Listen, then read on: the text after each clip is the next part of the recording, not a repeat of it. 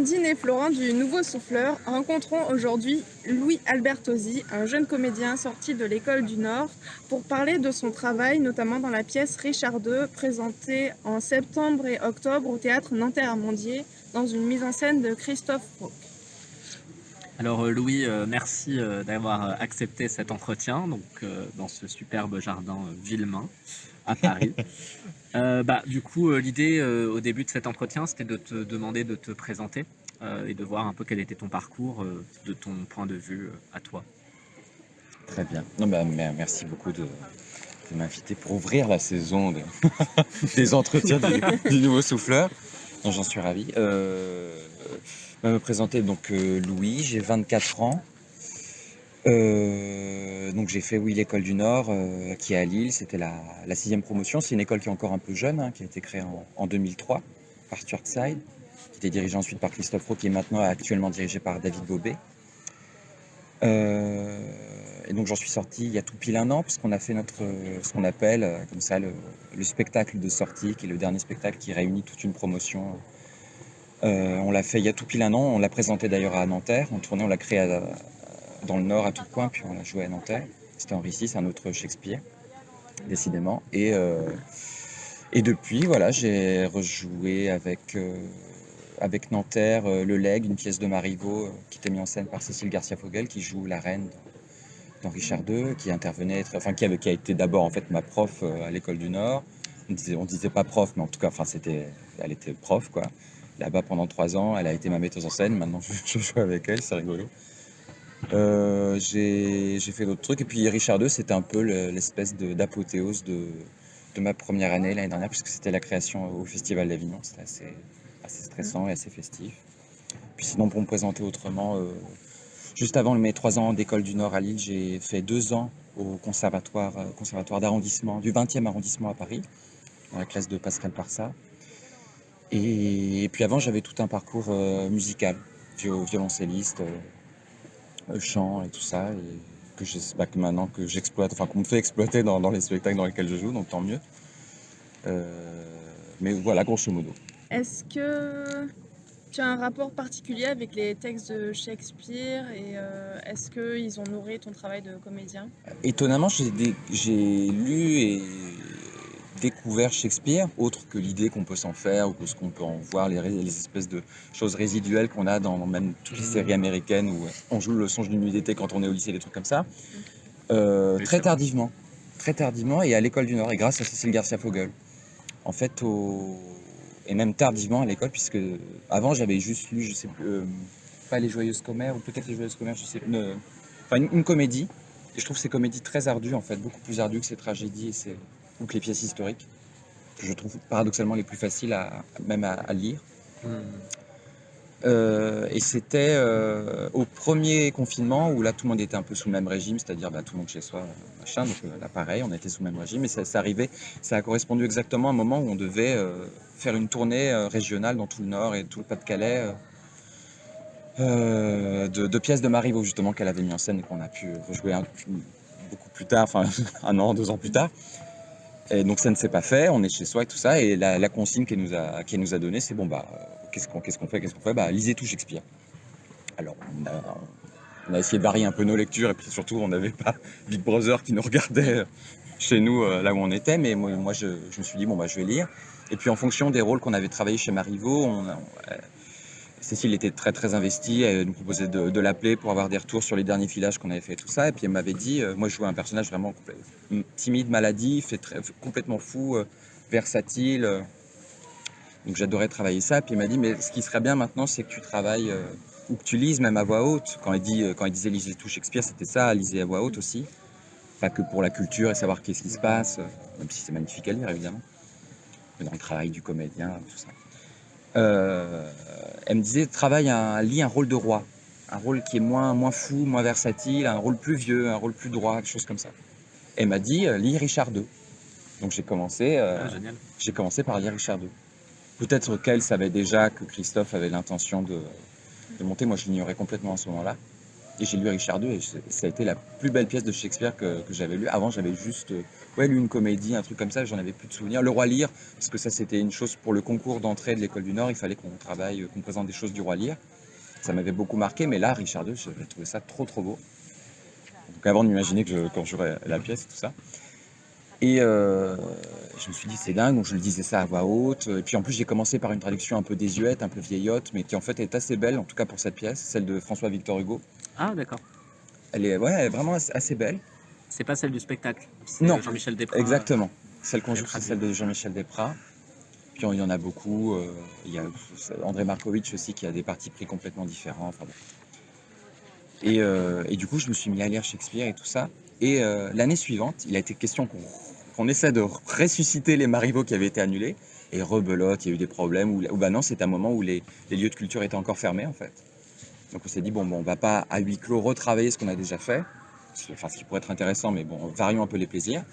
Et là, elle a proposé carrément elle a mis les pieds dans le plat juste avant les vacances de Noël, parce que ça devait avoir lieu en janvier, février. Travaillons Shakespeare. Faisons Shakespeare. Et là, elle a proposé qu'on fasse comme ce qu'elle a appelé des croquis de rôle. C'est-à-dire qu'elle a proposé un petit corpus de pièces, Le Roi Lear, Cymbeline, où il y a notamment des rôles féminins un peu plus importants que dans certaines autres pièces. Henri VI, les 3 pièces, les 3 parties d'Henri VI. Mince, il y avait quoi d'autre? Bon, enfin, je sais, Hamlet, évidemment. Et une autre, je crois, mais je m'en souviens plus là comme ça. Et moi, je sais pas, je devais avoir un gros appétit, et donc j'ai lu Henri VI, les 3 parties, et j'ai trouvé ça extraordinaire, mais complètement dingue, et très très accessible, étonnamment.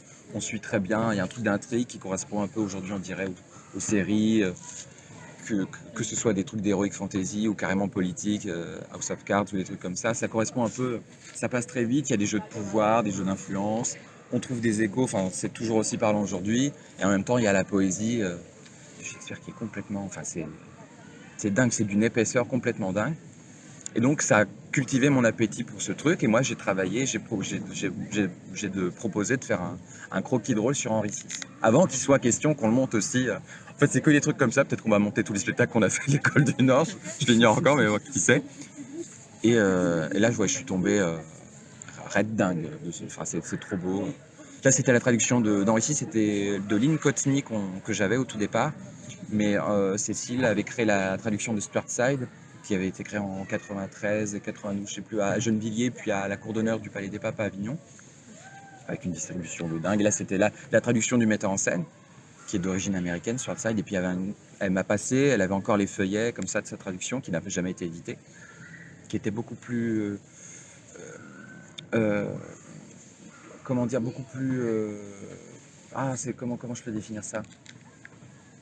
Qui privilégiait moins le sens que le côté presque musical du mot à mot, en passant de l'anglais au français, qui donne parfois comme des fautes de français, mais c'est encore plus beau en fait de travailler ça, c'est encore plus c'est encore plus musical. Comme je viens d'abord de la musique, je suis un peu monomaniaque et je construis mon travail au théâtre par rapport aux choses musicales, mais j'ai trouvé ça, c'était une partition trop trop belle. J'ai fait ça s'est super bien passé. Ça a mis dans la tête de Christophe la possibilité de monter un Shakespeare, et notamment Henri VI, en spectacle de sortie. C'est ce qui s'est passé. C'était une sacrée aventure. Là, c'était 4 heures de spectacle. On était 16 au plateau. T'as eu le rôle titre là. J'ai eu Henri VI. Le rôle d'Henri VI, c'était assez dingue, quoi, de sortir d'école avec un grand rôle shakespearien. C'était génial. Enfin, c'était génial. Et de jouer à Nanterre, c'était un de mes rêves aussi. Donc, j'étais très très heureux. Mais donc le lien particulier, j'ai découvert tardivement que c'était extraordinaire. Et après, j'ai relu un peu ces comédies, je trouve ça toujours assez dur et ça me parle beaucoup moins que les tragédies les plus connues ou que les pièces dites historiques. Je trouve les plus simples et presque les plus belles. Richard II, c'est encore pour l'instant la pièce que je préfère. Donc, et Henri VI, dans le cycle des Shakespeare, ça vient après Richard II ou avant? Elle a été écrite avant, mais elle parle de ce qui se passe après. Voilà, ok. Parce qu'en gros, là, Éric Chalier, qui joue Bolingbroke, futur Henri IV, dans Richard II, c'est comme s'il jouait mon grand-père, en fait. Je pense que c'est étonnant comme ça, les filiations. Et ensuite, le lien avec Richard II, où du coup, Christophe Roque t'a choisi, et je crois d'autres élèves de l'école du Nord. Comment est-ce que ça s'est fait? Est-ce qu'il s'est dit, bah, j'ai envie de garder une partie de la promotion dans la pièce? Parce que du coup, il y a un lien entre les pièces de Shakespeare, mais aussi finalement entre ses élèves Mm. qui poursuivent ensuite le cycle des Shakespeare sur une autre création et professionnelle. Alors, bah pareil, c'est un peu comme Richard II et Henri VI, c'est un peu c'est dans l'autre sens en fait. Parce que Henri VI, c'est un spectacle de sortie d'école, donc c'est des choses qui se prévoient un peu plus à la dernière minute. Et quand on entre dans l'école, il y a déjà cette case qui est prévue, le spectacle de sortie, et on la remplit comme on peut, comme on veut, et de la meilleure façon possible, mais voilà. Mais dans les créations comme ça, surtout qu'il a été question, je ne sais pas à quel moment, mais que ça se crée à Avignon, ça prend une ampleur un peu plus importante, plus grande encore que rien qu'une création à Nanterre qui est déjà pas mal. Enfin déjà entre-temps, voilà, c'est ça, il a quitté la direction de Lille pour aller à Nanterre, ça ouvrait d'autres portes, d'autres choses. Et en fait, c'est Micha Lescaut, enfin il avait posé la question après avoir travaillé une première fois avec Michel Lescaut sur un texte de Rémi DeVos, Départ volontaire, qu'il avait créé au Théâtre du Nord à Lille. Il avait adoré cette collaboration, tout ça. Mais Micha, qu'est-ce que tu veux qu'est-ce que tu aimerais jouer? Et Micha n'avait pas répondu immédiatement, enfin, parce qu'il était surpris par la question. Puis, peut-être, je sais pas, un mois après, il lui a appelé en disant bah, Richard II, ça me donne dans la tête quand même. J'ai jamais joué à un grand rôle shakespearien. Son père lui disait on n'est pas le père de Michel Lescaut qui était acteur, Jean Lescaut. Il disait on n'est pas acteur tant qu'on n'a pas joué un grand rôle shakespearien. Donc ça lui traînait dans la tête. Il a proposé, ça s'est fait. Mais donc, en fait, avant qu'on crée Henri VI, et avant, je pense que Christophe ait l'idée de faire Henri VI avec nous en spectacle de sortie, Richard II, c'était déjà, ça commençait à se mettre en place. Il n'avait pas toute la distribution encore. Et en fait, moi, il m'a appelé, Christophe, alors que j'étais encore à l'école et alors qu'on ne savait pas encore ce qu'on allait faire comme spectacle de sortie. Et justement parce qu'il m'avait vu jouer dans l'atelier qu'avait monté Cécile Garcia-Fogel de Shakespeare. Et Pierre-Thomas Jourdan, qui est l'autre de ma promotion, l'autre acteur de ma promotion qui joue dans le spectacle. Il l'a appelé très peu de temps après aussi, notamment parce qu'il l'avait vu parce qu'il nous a vus dans toutes les sorties de travaux comme ça, mais il avait particulièrement aimé ce qu'on avait fait sur les Shakespeare. Lui, il avait travaillé à Hamlet, Pierre Thomas. D'accord. Et il y a aussi Adrien Rouillard, super autre acteur aussi, mais lui qui est de la promo 5. En gros, Christophe Roque a eu 2 promos, a vu 2 promos, a recruté 2 promos, a vu 2 promos grandir comme ça au Théâtre du Nord. Et la promo précédente, il avait déjà refait jouer dans une pièce de Rémi DeVos, Ben oui, mais enfin bon, qui avait tourné dans le territoire du Nord comme ça. Et donc, mais il est comme ça, Christophe, c'est une de ses qualités, c'est quand il prend des gens quand il ramène des gens dans ses valises, il essaie de nouer un lien, une sorte de fidélité comme ça, évidemment avec les gens avec qui il aime travailler particulièrement, des choses comme ça. Mais non, c'est chouette qu'il y ait autant. Moi, je suis le Benjamin du spectacle dans les acteurs, 24 ans, et l'autre, c'est Thierry Thierry Bosque, qui a fêté ses 78 ans pendant qu'on jouait à Nanterre. Il y a voilà, des grandes stars du théâtre, Thierry Bosque, Micha, Éric Chaillet, comme ça. Moi, je suis ravi d'être de la troupe, quoi. Vous êtes rentrés collectivement dans cette langue un peu de Shakespeare qui est très dense, où c'est très imagé. On se demandait un peu comment est-ce que Christophe Roque travaillait avec vous et comment est-ce que vous étiez rentrés dans ce spectacle et de quelle manière est-ce qu'on s'approprie un peu la langue shakespearienne. Bah, alors déjà, je peux dire des choses anecdotiques, mais en fait qui ne le sont pas. C'est déjà Christophe travaille texte su. Donc on a eu une très longue période de répétition, mais qui a commencé. On a fait 2 jours à la table. Mais hop, dès qu'il peut partir de la table, on écarte tout. On était d'abord dans une salle de répétition. On n'a pas eu tout ce temps à Nanterre, ce qui aurait été outrageusement luxueux. Et ensuite texte su. Et puis en fait, déjà rien que ce petit paramètre-là, ça aide parce que commencer Shakespeare travailler ça avec la brochure à la main, je pense que c'est un peu athlétique, pour pas dire acrobatique. Et puis après, Christophe, il essaie de se faciliter le travail en faisant appel à des gens dont il sait qu'il aime la façon de s'approprier les textes et tout ça. Et il y a comme, pas tout à fait, mais une sorte de parti pris assez musical dans la distribution. Christophe, il aime les acteurs et les actrices évidemment avec des voix. Il y a un côté un peu orchestre, mais de soliste, quoi. donc des solistes qui jouent ensemble. Je dis solistes parce qu'en musique, on dirait que c'est des gens qui peuvent faire des concertos, donc un très haut niveau, machin. C'est le cas de tous, mais voilà, ceux que j'ai déjà cités, Eric Chalier, Michel Esco, Cécile Garcia-Fogel, Muriel Colvez aussi génial qui joue plusieurs rôles aussi, mais magnifiques, notamment les scènes à la fin de la mère qui défend la mort de... Enfin non, qui défend la vie de son fils alors que le père défend le contraire. Enfin, des choses complètement invraisemblables. Et comme il sait qu'il aime les voix, il fait que pousser à ce que les voix sonnent et que... Il aime à la fois les coffres, les deux du début qui s'affrontent en duel. Entre eux, ils s'appelaient pour rire testosterone, mais c'est un peu ça, quoi. C'est vraiment ces deux coffres, deux grosses voix qui sonnent dans les graves, qui résonnent. Ouais, c'est deux contrebasses, quoi. Et puis après, il y a Cécile Garcia-Fogel qui joue la reine, qui a à la fois une voix dans le souffle et d'un coup qui peut timbrer très fort. Enfin, et puis qui est un peu androgyne, comme ça. Elle joue aussi des rôles d'hommes. Nous, les jeunes, on a des voix qui sont extrêmement claires, mais qui est aussi un ambitus, je trouve, très large, à la fois dans les graves ou dans les aigus, sans s'érailler du tout, des choses comme ça. Enfin, ouais, et puis Micha, un truc aussi très très androgyne, mais de l'autre côté, du coup. Donc ça l'aide, en fait, ça lui parle. Christophe, il a besoin de voir pour comprendre, mais une fois qu'il voit qu'il a trouvé les espaces, la voix et donc le texte, ça passe par la musique. Et parfois ça sonne faux, et je dis ça passe par la musique, mais on n'est pas à la note, hein, il est hors de ça. Il suffit pas de faire ah nani, ça c'est la catastrophe absolue, c'est le non-jeu absolu. Mais il cherche comme, oui, juste à accorder, à trouver le bon diapason. Et vraiment, on a tous en plus des façons de prendre la parole qui sont, je trouve, extrêmement différentes.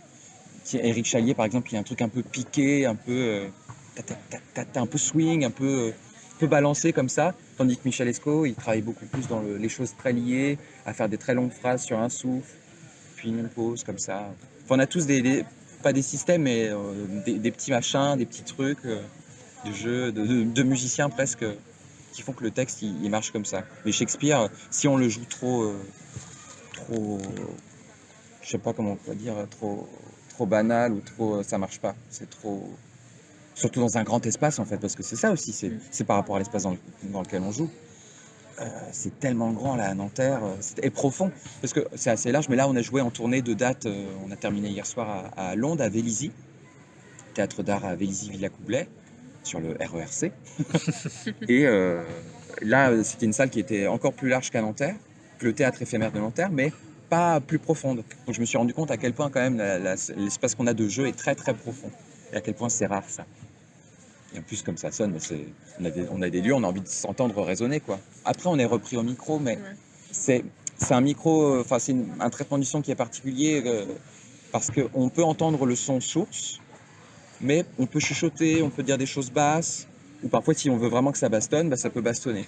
Bon, c'est aussi parce qu'il y a une création sonore qui est quasi là continuellement dans le spectacle, pour faire des couleurs, en fait.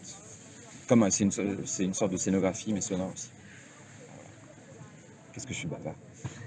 C'est parfait. On avait peur que nos questions soient trop vastes et que tu n'aies pas grand-chose à dire. Et en fait, pas du tout. Donc, on est très contents.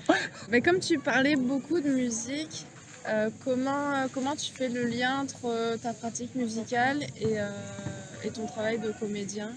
Moi, j'aime bien, après ça, je me le répète pas en voyant chaque texte que je dois apprendre, mais j'aime bien me dire que c'est comme une partition, c'est-à-dire comme quand j'avais à jouer, je sais pas, une pièce de Bach pour violoncelle seul, je changeais pas la note, je faisais la note qui était écrite. Et c'est aussi valable pour les textes contemporains. C'est-à-dire souvent quand les acteurs sont peut-être un peu moins rigoureux quand les textes contemporains, ils changent, ils rajoutent un et un oh, enfin n'importe quoi, des interjections.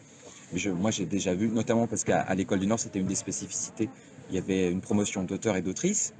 Quand on change, mais un mot, bah oui, mais ils l'ont pas écrit, donc ils sont pas contents. Ils disent, bah oui, mais si je l'ai pas écrit, c'est qu'il y a une raison. Après, évidemment, ils sont souples aussi, et puis ils adorent travailler avec les acteurs et les actrices pour modifier les choses, voir ce qui sonne mal, ce qui est le plus proche de ce que eux leur paraît juste. Mais donc, à dire que le texte, c'est comme une partition, ça demande cette rigueur-là.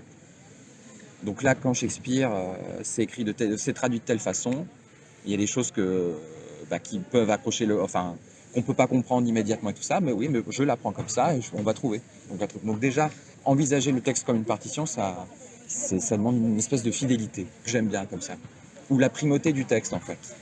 L'acteur vient après. Le premier à venir, c'est l'auteur ou l'autrice qui donne quelque chose. Ensuite, il y a le metteur en scène, ensuite il y a l'acteur. Et bon, après l'acteur, à la fin, c'est quand même lui qui est là parce qu'il y a lui le public. Bon, il se trouve que Christophe Rauque est quasi toujours là au spectacle. Donc il veille sur nous, ou surveille, je ne sais pas. En tout cas, il est là. Mais voilà, c'est déjà un truc important. Et moi, c'est le premier lien que je fais avec la musique. Et puis après, c'est que moi, je travaille beaucoup à... par exemple, là, j'ai 5 rôles différents, des petites interventions comme ça. Et c'est pas tellement ce sur quoi j'ai plus insisté, mais ça passe quand même par ça. C'est-à-dire que je me dis, bon, bah, j'ai 5 rôles différents, il faut que je différencie ces personnages-là. Je peux pas tout jouer pareil comme ça. Il y en a un, je sais que j'essaie de travailler plus les graves, plus ma voix grave. Quand je joue la dame de compagnie de la reine, on chante, il se trouve qu'on chante toutes les deux ensemble. Donc là, nos voix s'accordent. Mais avant, j'essaie d'épouser un peu le timbre de Cécile Garcia Fogel en lui répondant. Je lui réponds qu'une réplique, mais voilà, j'essaie de glisser un truc comme ça. Donc c'est des détails comme ça, mais de penser comme à des paramètres musicaux, le timbre, l'intensité, le tempo, les silences, la résonance. Et puis encore une fois, je dis résonance, mais cette question se pose tellement, en plus quand on a un grand espace pour jouer, c'est trop précieux et c'est trop luxueux aussi pour moi qui commence à peine, qui sort de l'école, de pas en profiter et pas travailler sur ça. Ça vraiment, je travaille dessus, la résonance en couchant les micros et tout ça. Puis il y aurait quoi d'autre? Et puis évidemment, oui, tout à l'heure je parlais d'orchestre de soliste, mais comment le texte il passe à travers, entre tous, comment il circule. Il y a un principe qu'Alain Françon, qui était le parrain de notre promotion, a répété souvent, mais que je trouve génial, qui est il appelait ça la continuité textuelle. Qui en fait, il n'aime pas qu'il y ait des temps de je reçois le texte, je vois ce que ça me fait, et je dis ma réplique. Il aime bien parce que pour lui, c'est un temps psychologique, et que pour lui, comme pour Cécile Garcia Fogel, comme pour Christophe, parce qu'ils sont tous les trois metteurs en scène, la psychologie, elle est dans le texte. Il y a presque pas besoin de la jouer en fait. Il faut jouer le texte, la situation, mais toute la psychologie et toute l'émotion, elle est déjà dans le texte. Il suffit entre guillemets de jouer le texte. Mais cette continuité-là, le fait de faire attention à ce que la continuité, elle se casse pas et qu'il n'y ait pas un temps de. Après, il y a des vrais silences. Les silences, il faut les choisir et tout ça.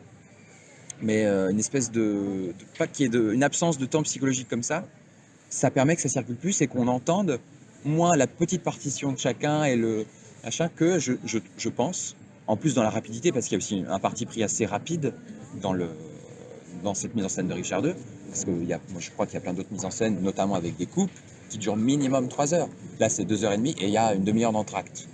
Voilà, parce qu'on doit changer les perruques et je sais pas quoi. Mais il y a quand même un parti pris de rapidité. Tempo, ouais, rapide. Alors, et du coup ça permet, oui, d'entendre mieux un truc qui passe, un souffle plus historique qu'un truc où tout est important sans cesse. Chaque vers, on ne s'arrête pas au vers, par exemple. Mais ça, c'est une question aussi de jeu. Quand je travaille violoncelle, moi, parfois, je notais mes coups d'archet. Là, je dois tirer, là, je dois pousser, ça ne fait pas tout à fait le même son. Là, on a les vers, je me dis, bon, là, je fais plus lier, legato. D'ailleurs, j'emploie des mots de musique, tout le lexique italien comme ça, legato, staccato. Je me le dis dans ma tête, ça, quand je travaille sur le texte, ou quand je me note, ou quand j'arrive en répète, je me dis, bon, aujourd'hui, je vais proposer un truc. Je vais le faire plus vite, je vais le faire plus aigu, je vais le faire je sais pas quoi, mais après, c'est difficile d'en dire des vrais... Enfin, j'espère que j'ai bien répondu, mais c'est parce que j'ai tellement commencé que par ça, que par faire de la musique.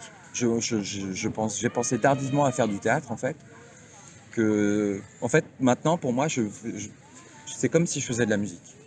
Je me dis, je fais de la musique. Comment est née cette scène de duo avec Cécile Garcia Fogel où tu joues du violoncelle et tu chantes avec elle? Alors, de fait, ça, c'est un ajout, parce que dans le texte, à ce moment-là, la reine, elle veut rien faire. Elle veut jouer au boule, jouer à ça, jouer ici. Elle fait non, j'ai pas envie. Elle ne fait que dire qu'elle a envie de rien, parce qu'elle sent, elle est que dans le pressentiment, la prescience des choses. Elle se dit, mais vraiment, il y a un truc qui va mal dans ce royaume. Mais elle est toujours éloignée. Bon, ça, c'est une sorte des défauts, mais qui est encore plus explicite aujourd'hui avec notre œil contemporain. C'est à quel point la pièce est peu féminine et peu. C'est même pas misogyne, c'est que les femmes n'existent presque pas, quoi. Et la reine, qui est quand même la reine, bon, historiquement, mais Shakespeare prend plein de. Il s'en fout un peu de l'histoire, c'est comme un prétexte à son texte à lui. Mais historiquement, c'était une reine qui était quasi enfant, en fait. Euh, voilà, donc effectivement, qu'elle devait certainement être très éloignée des choses du pouvoir et tout ça. Mais là, dans la reine, c'est pas, enfin, dans la pièce, c'est pas du tout le cas. Donc vraiment, elle est absente et puis à chaque fois, elle est là. Donc, et dans cette scène, elle veut rien faire, elle veut rien faire. Mais Christophe avait envie il savait qu'il y aurait, voilà, quasi continuellement ces nappes musicales. Il travaille maintenant depuis Henri VI d'ailleurs avec Sylvain Jacques à la création sonore. Et il voulait qu'il y ait comme un moment, oui, de respiration, qu'à ce moment-là, dans le jardin, elle chante. Elle chante avec. Alors au départ, moi, je pensais juste qu'il voulait que je chante avec Cécile, mais après, j'ai appris que Christophe voulait que je joue aussi du violoncelle. Donc j'ai fait, ouais, faut faire 15 trucs en même temps. Mais ça s'est fait comme ça finalement. Et puis, moi, j'étais très heureux de ça parce que, à la fois, ça m'a beaucoup stressé, parce qu'on m'a proposé de proposer une pièce musicale.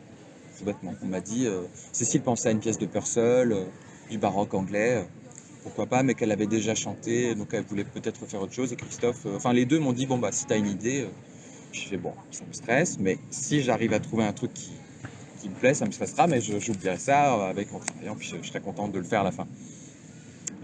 Et, et m'étant découvert une âme baroqueuse, particulièrement baroqueuse pendant mes 3 années à Lille, mais juste parce que ça n'avait rien à voir avec l'école qu'avec moi, ce que je me suis mis à écouter de mon côté, tout ça.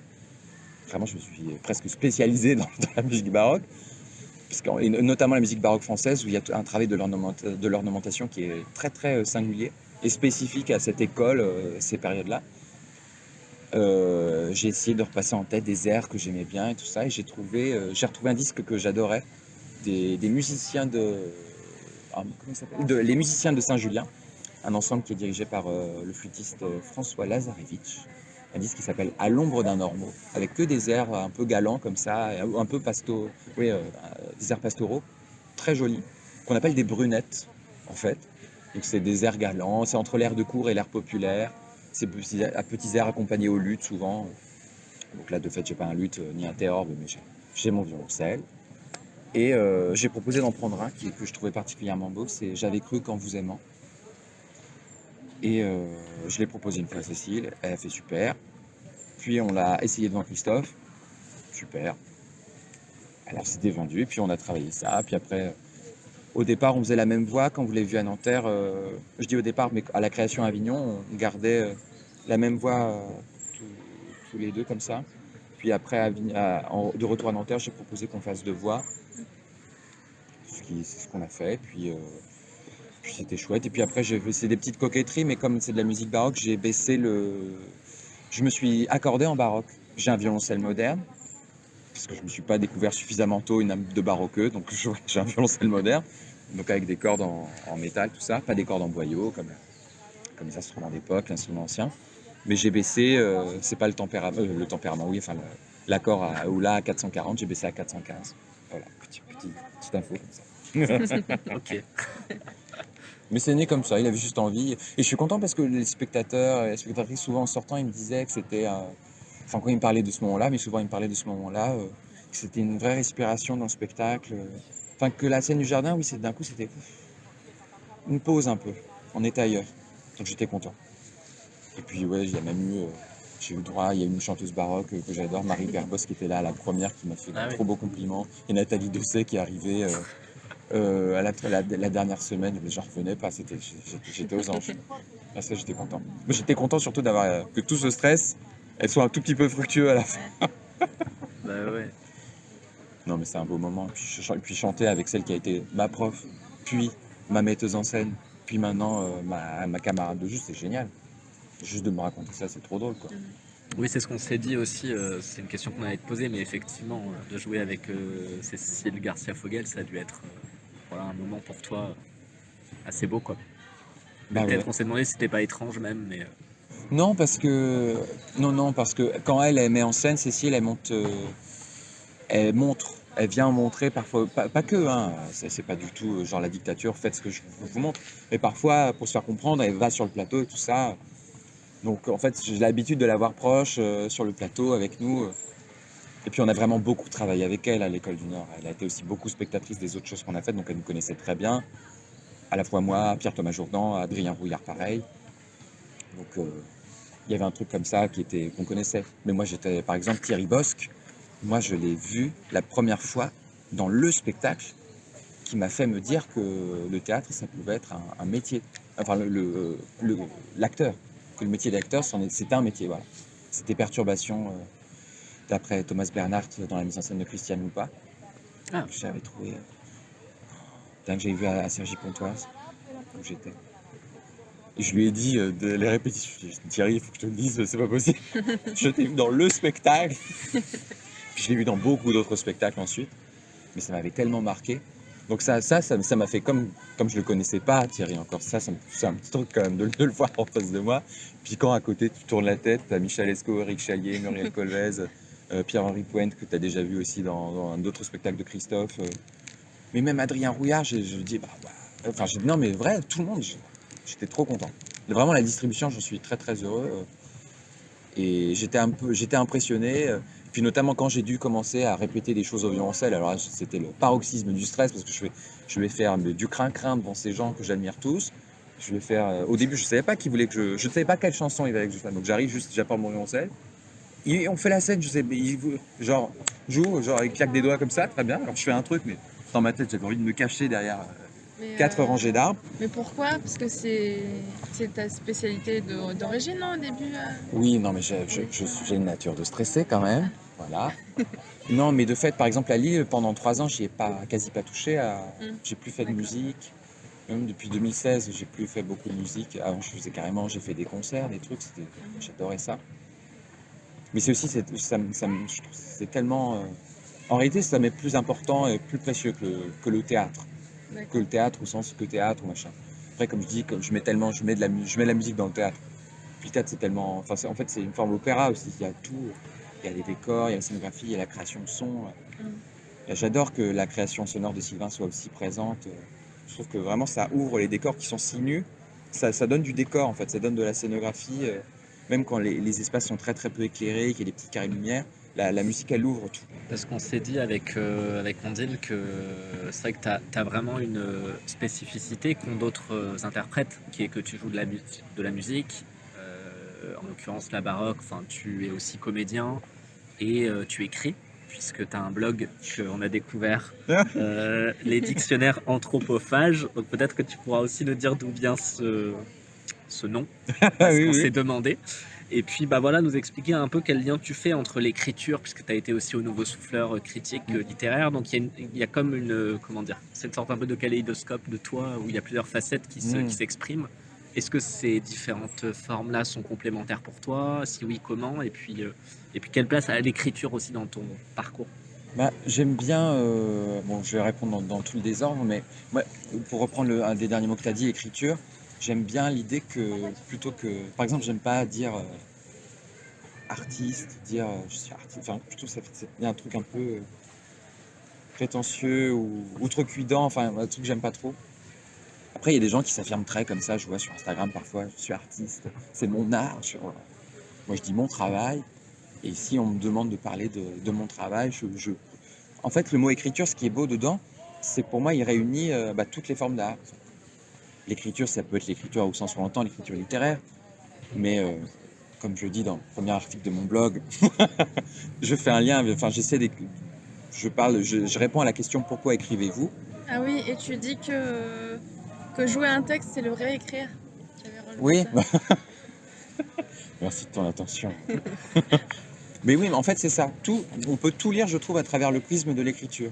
Et pourquoi j'aime autant aussi écrire que jouer, faire de la musique, ou écrire des critiques aussi, parce que c'est une autre forme d'écriture, qui est une forme de réponse à une écriture qui précède, mais ce ne sont que des écritures.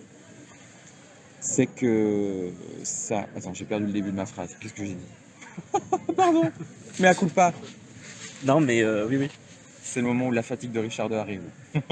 C'est le mélange entre les différentes disciplines artistiques. Mais en tout cas, oui, c'est ça. Le mot écriture, il relie tout. Tout est un geste d'écriture. Le geste dansé, le geste chorégraphique, c'est une écriture. La peinture, c'est une écriture. Un geste plastique, c'est une écriture. Tout est une écriture. Il suffit de trouver son territoire, son truc d'écriture et tout ça.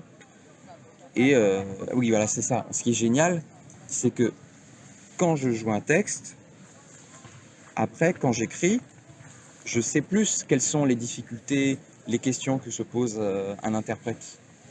Enfin, en tout cas, moi, je me les pose plus, mais je vois aussi les questions que se posent les autres interprètes que je tourne moi dans Richard II, par exemple. Donc, ça me donne des points de repère où je sais comment j'ai envie de travailler mon écriture littéraire. Ou quand j'écris ensuite à l'écriture littéraire, j'ai l'écriture musicale qui arrive, et je dis, bon, je suis pas non plus Flaubert à faire dans son gueuloir, à dire les phrases comme ça, mais j'essaie d'entendre vraiment. Et même quand j'étais au Souffleur et que j'écrivais des critiques, que ce soit sur des spectacles ou des pièces éditées, j'avais toujours envie que ce soit comme des poèmes critiques. C'est-à-dire que ça puisse être lu à la fois pour l'information, quel est l'avis esthétique que j'ai porté sur une écriture, voilà, un autre geste artistique, mais aussi que ce soit beau à lire, quoi, que ce soit musical, qu'il y ait quelque chose bien écrit. Bon, ok, bon, ça c'est la façon la plus bête de le dire, mais que ce soit, voilà, que ce soit ouais, vraiment comme un poème critique. Bon, ça c'est l'idéal, je sais pas si j'y suis arrivé, mais en tout cas c'était ce que j'essayais de faire. Et puis même le geste de l'écriture critique, qui est une écriture très, très particulière quand même, et qui est peut-être un tout petit peu mésestimée, quoi, qui n'est pas considérée comme une écriture, qui est plus considérée comme un truc journalistique, un report comme ça. Moi, je pense beaucoup, j'aime beaucoup le cinéma par exemple, mais il y a plein de réalisateurs que j'aime beaucoup, qui dans les années 70, ou avant justement les années 70 où ils ont commencé beaucoup à filmer, étaient critiques. Et ils se sont formés aussi à leurs propres gestes ensuite qu'ils ont fait naître et fait perdurer par la critique en se disant bon, qu'est-ce que j'aime, qu'est-ce que je n'aime pas. Ils essaient d'identifier qu'est-ce qui esthétiquement ils ont envie de chercher, de trouver, contre quoi. C'est la phrase de Francis Ponge aussi qui est géniale. C'est je crois que c'est dans le carnet de Bois de Pain. Je dis qu'il faut écrire contre. Et écrire contre, ça veut dire à la fois s'opposer à et aussi s'appuyer sur. C'est ça qui est génial dans cette phrase. Et donc à la fois trouver qu'est-ce que j'aime pas et pourquoi je l'aime pas, et qu'est-ce que j'aime et pourquoi je l'aime. Et tout se fond comme ça. Et puis il y a un côté un peu homme orchestre, c'est rigolo de faire un peu tous les trucs. Après je sais qu'il y a des choses où je suis absolument nul, je suis lamentable en travail plastique par exemple, en peinture, en sculpture, machin, c'est une catastrophe. Mais j'essaie... musique, oui, pour d'autres spectacles que j'avais fait avant à toutes petites des échelles semi-professionnelles encore, j'avais fait des créations sonores. Là, dans le spectacle, il y a un moment, la scène du roi et de la reine, où les deux gradins tournent comme ça, où on entend le violoncelle, mais c'était préenregistré. Et c'est un montage à la fois de citations de Bach et d'improvisation que moi j'ai faite. Donc il y a aussi une part de création musicale de moi dans le spectacle. Improbable, mais c'est le cas. Donc il y a des choses comme ça. Et pourquoi les dictionnaires anthropophages? Ça c'est tout bêtement... c'est mon côté dada, que j'étais en classe de 3e. En classe de 3e, j'ai eu des chocs esthétiques un peu toute l'année comme ça. J'ai découvert le Sacre du Printemps en musique et la version qui avait été recréée par des Américains. Enfin, ils avaient recréé, c'était 2 chorégraphes et historiens ou historiennes américains qui avaient fait ça, mais c'était le ballet russe. Le ballet, j'ai oublié le nom du théâtre. Peu importe. Mais dans la version Nijinsky, je me prends ça, je fais oh là, énorme claque. Je découvre Wagner, énorme claque. Des gros machins comme ça. Et je découvre, alors c'est pas du tout la même chose, mais la cantatrice chauve, par exemple. Et je meurs de rire en lisant ça, mais ça me fait, mais je meurs de rire. De Ionesco. Et oui, voilà, exactement, de Jeanne Ionesco, qui est sa toute première pièce. Je me dis, mais c'est génial, comment on peut écrire. Enfin, vraiment, je faisais la réflexion dans la cour de récré. J'en étais juste à lire ce truc en cour de récré. Bon, je ne fais pas spécialement beaucoup de relations amicales non plus, apparemment. Et je lis ça et je ris. Je me dis, mais comment des mots écrits, juste de l'encre, quoi, ça peut me faire autant rire, à quel point c'est un geste. La pièce est sous-titrée anti-pièce. J'étais un truc un peu rebelle comme ça, mais rebelle esthétique. un peu rebelle, un peu dandy quand même, hein. Bon, mais bon, c'est pas grave. Et je trouvais que c'était Dada. J'ai découvert le mouvement Dada aussi. Et je me dis, mais cette pièce, elle est Dada, elle est tellement Dada. Et donc, je me suis à découvrir un peu, pas tant les textes d'ailleurs, parce qu'il y a Tristan Tzara qui a écrit des trucs que je connais très mal, mais plus leur production plastique à eux, qui sont trop drôles. Et puis, il y a beaucoup de choses aussi écrites dans leur production plastique, des montages un peu dingues. Et je me suis j'adorais un peu les principes aussi ensuite, parce que leurs successeurs, c'était les surréalistes, évidemment. Et j'aimais bien l'idée du cadavre exquis et tout ça. Et j'avais écrit une fois un petit poème où c'était que des trucs des phrases qui veulent rien dire comme ça. Et la première, c'était les dictionnaires sans interprétage. Voilà. Et du coup, je l'ai gardé, je l'aimais bien. Je l'ai mis comme nom de compte Instagram. C'est joli. Et je l'ai gardé quand j'ai ouvert, parce que j'ai ouvert tout récemment, oui, mon blog. J'ai l'impression que ça fait très année 2000, mais je l'ai ouvert en août, là. En août. J'avais envie d'avoir un petit lieu, ouais, un petit lieu à moi où écrire. Une chambre à toi. Voilà, exactement, meilleure expression. Et anthropophage, d'ailleurs, je viens de me le dire, mais qu'est-ce que ça veut dire? C'est pas. Là, je confonds peut-être avec le cannibalisme, non? Bah non, c'est ça, C'est un lien? c'est ça, Oui, c'est ça. hein. D'accord. Qui mange l'humain, quoi. Ouais, ouais, ouais. Oui, cannibalisme, je crois qu'il y a quelque chose de symbolique derrière, quand même. Le rituel. Ouais, Ouais, dans la différence. ok. Et ben, on se demandait peut-être pour finir un peu. Ah, tu voulais peut-être poser une autre question. Oui, j'avais excuse-moi. encore J'ai une autre totalement question. zappé. Pardon. Peut-être avant-dernière. Dans la pièce, je trouvais il y avait une attention qui était portée au corps et au fait que la parole redouble le geste, un petit peu peut-être qui vient de l'écriture de Shakespeare ou qui fait écho au style baroque où un geste signifie quelque chose. Mhm. Et en fait, je trouvais que même si tes moments étaient peut-être assez courts, on les remarquait beaucoup parce que tu donnais, tu donnais une certaine corporalité au texte. Et je voulais savoir s'il y avait des rencontres qui t'avaient marqué avec des artistes qui travaillaient autour de l'expression corporelle. Mhm. Alors il se trouve que oui, j'aime beaucoup la danse. J'aime vraiment beaucoup la danse. J'ai découvert un peu en même temps que le théâtre, en fait. Euh, et après, ça part d'abord d'un appétit personnel, comme un peu mon intérêt pour la musique baroque, par exemple. Mais je sais pas, la première fois qu'on avait travaillé avec Cécile Garcia-Fogel, les Marivaux, c'était en toute première année d'école du Nord. Je m'étais mis, mais enfin de façon tout à fait personnelle, personne ne m'y avait invité particulièrement, mais à regarder que des vidéos de Sylvie Guilhem, qui avait été ancienne danseuse étoile du ballet de l'Opéra National de Paris dans les années 80, mais danseuse mais extraordinaire, qui était d'abord gymnaste, mais danseuse mais extraordinaire, mais invraisemblable. Puis après qui a foutu le camp parce qu'elle en avait marre de tout, elle trouvait que c'était que des cons là-bas. Puis elle est allée à Londres. Bon, elle a trouvé aussi que là-bas c'était des cons. Enfin bon, elle a un sacré caractère, je crois. Mais et donc je regardais juste mon travail parallèle, c'était de regarder Sylvie Guilhem danser. Il y a plein de vidéos d'elle et tout ça, à plein d'âges différents de sa vie. Elle est extraordinaire à chaque, inouïe à chaque. Et je me suis mis à... Parce que Cécile, elle adore la danse aussi. Son rêve, ce serait de travailler vraiment théâtre-danse, des choses comme ça, comme font les Peeping Tom ou des choses comme ça. Et elle nous invitait, moi, la première fois que je travaillais avec elle, elle dit active ton jeu. Je ne comprenais pas ce qu'elle voulait me dire. Donc ça dure 2 jours un peu compliqué. Puis le 3e jour, je comprends. Je commence à faire des trucs avec mon corps. Elle fait mais voilà. Et du coup, je fais ah d'accord. Et je me suis dit bon, alors je me suis dit bon, il faut que je regarde des gens bouger, des gens qui bougent bien. J'ai trouvé Sylvie Guilhem, j'ai adoré. Je suis tombé amoureux de son travail. J'ai fait que regarder ça. Et tout mon travail sur Marivaux, je l'ai construit avec Sylvie Guilhem.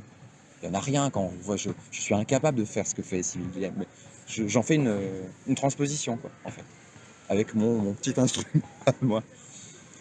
Et puis, effectivement, comment dire, j'adore la musique et j'adore la danse aussi.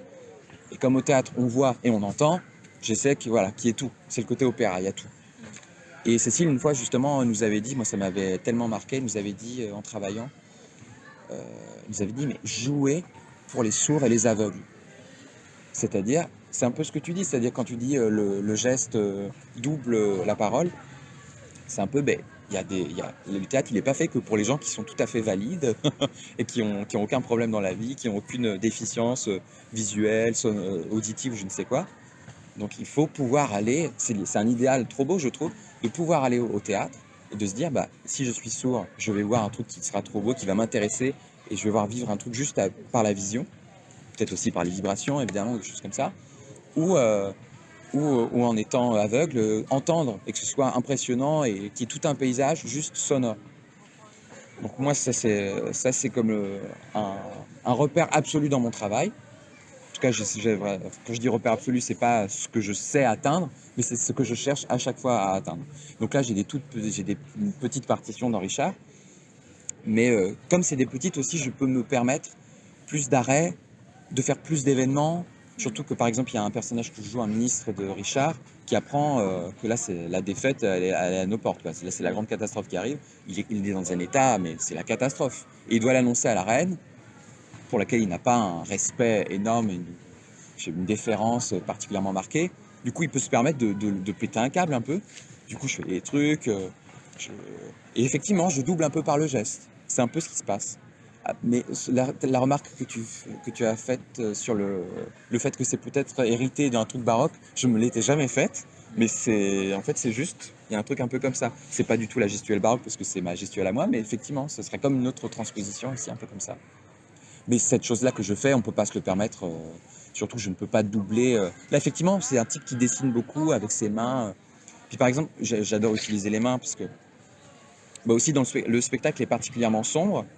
Et parfois, je joue carrément dans le noir.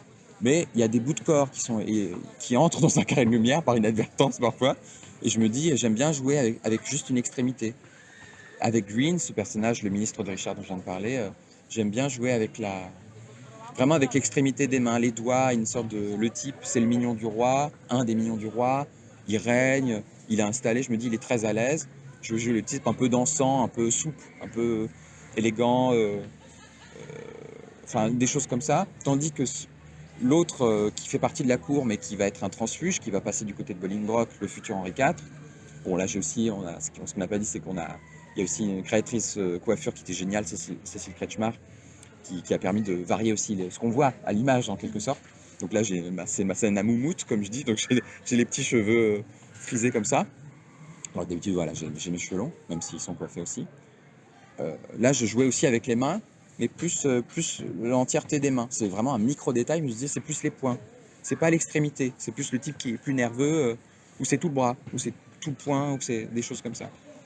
Et ça, c'est des micro-détails. Mais je suis ravi si... Mais en plus, oui, certains m'ont dit, me parler de ça, tout ça. Même des très jeunes enfants. Il y a notamment la fille d'Éric Chaillier qui est venue parfois en répétition. Elle me disait, ah, il est trop drôle, lui. Mais elle comprenait ce qui se passait, ou elle était attentive au truc parce que je faisais vivre un peu. Je me dis, bon, génial, si ça peut capter, quel que soit l'endroit où ça capte l'attention de quelqu'un.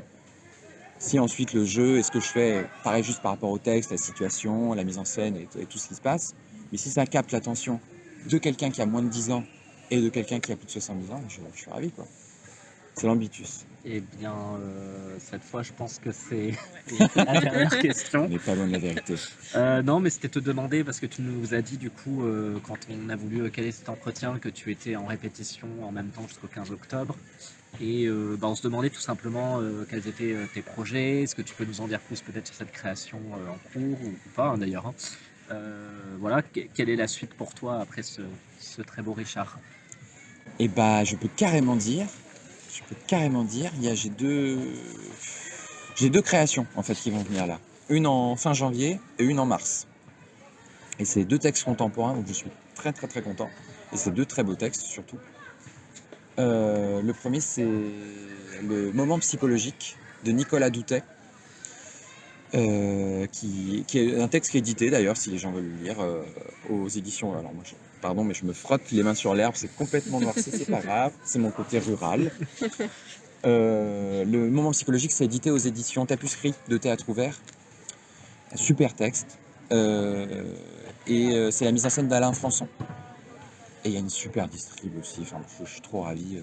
Vraiment, le texte est génial. C'est une espèce de comédie entre Beckett et Vinaver. mais un peu un monde où tout le monde est hypersensible. C'est très étrange, c'est très très singulier et très drôle.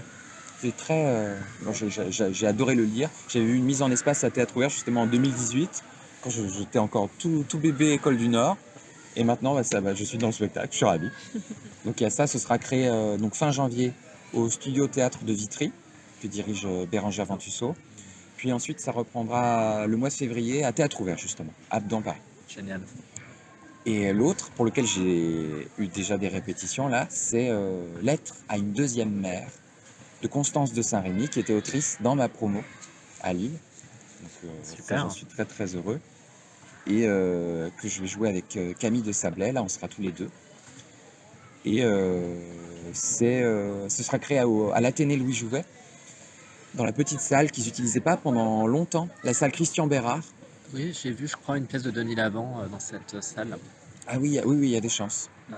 c'est vrai. Enfin, où il jouait, en tout Ouais. cas, de Beckett, justement. Une adorable petite salle en haut. Et là, en fait, cette saison, ils sont en partenariat avec la Prémisse, qui était en lien avec le Théâtre de la Cité Internationale, beaucoup, qui aide la jeune création.